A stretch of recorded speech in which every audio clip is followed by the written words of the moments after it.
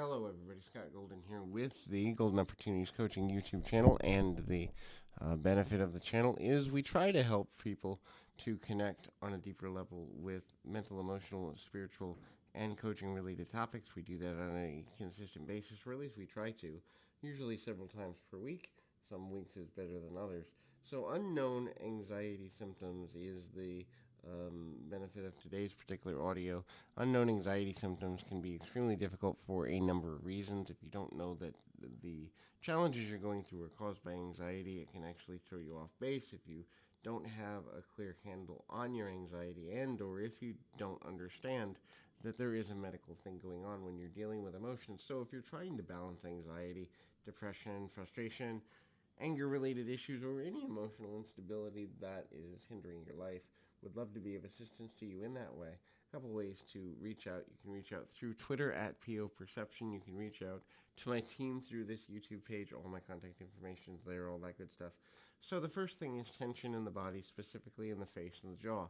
So when there is anxiety, your jaw will clench, and your shoulder and the alignment of basically your head and neck um, will create tension. So if you have unexpected tension within the upper part of your body, this can be a sign of anxiety because your body is going into a fight or flight response on an emotional level, and then the tension comes out in your body. So if you suddenly feel tension through the jaw, through the shoulders, through the neck, these are signs that you may be dealing with a bout of anxiety. The next thing there is kind of looking at inability to focus. So an anxious person is unable, or at least temporarily incapable, of prioritizing what matters and what doesn't. So this becomes problematic for a number of reasons. When we can't find priority, it also makes it harder to get things done.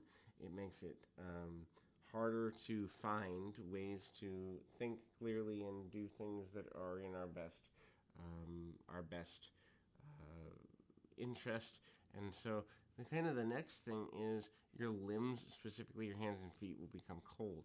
Blood circulation when you are freaking out, when you're having an anxiety attack, changes. And so that means blood isn't circulating the way it normally would when you're in a natural, healthy state of being. This creates physical differences in your body, including but not limited to blood being distributed more rapidly, but also not going through the complete circulation process, meaning that your body will have disproportionate levels of blood, creating circulation-related issues, cold feet, clammy feet, cold hands, or sweaty hands. So changes in levels of perspiration can in fact be a signature of anxiety or overt issue. The inability to maintain a proper level of energy. So having very extreme energy spikes, some of which may happen several times in a 24-hour period or less, can be another sign of anxiety. You either become hyper focused and trying to do 10 million things at once, and therefore you're just moving, or lethargy. So spikes in energy that you can't find an original cause for.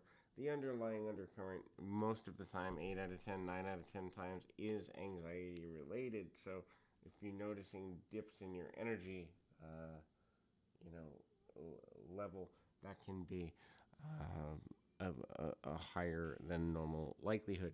Impulse. So impulse meaning impulse buying, impulse spending, impulse decisions, causing confrontation, bringing about disagreement, or running away. Impulsive behavior in terms of travel, impulsive behavior in terms of spending, addictive or risky behavior. All of these can be responses to anxiety in a way that is obviously both unhealthy and built on emotional instability.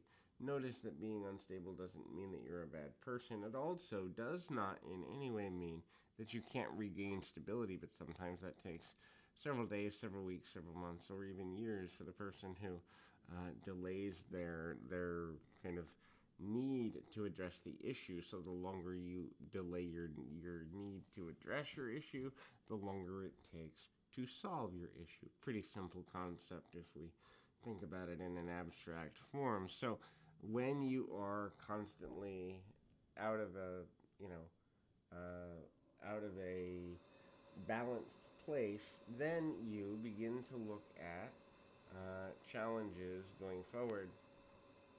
And so hopefully that can be helpful.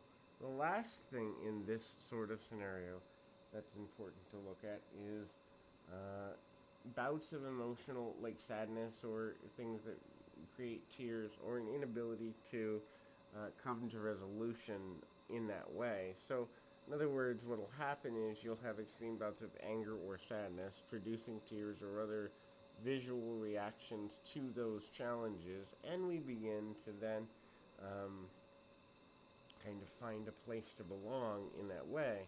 Now, they become impulsive in nature. In other words, you don't know when these emotional bouts are going to hit, and you may not know the cause, but you go through a cycle where you think you've resolved it, and then the resolve obviously doesn't happen, and you're trying to figure out what the heck to do next and how to get your life back under control, and that dominates your time, especially if you don't have proper perspective. So that can be super challenging in a number of ways. In any event, hopefully this is helpful. Keep your feet on the ground, your mind in the moment. Till next time, everybody.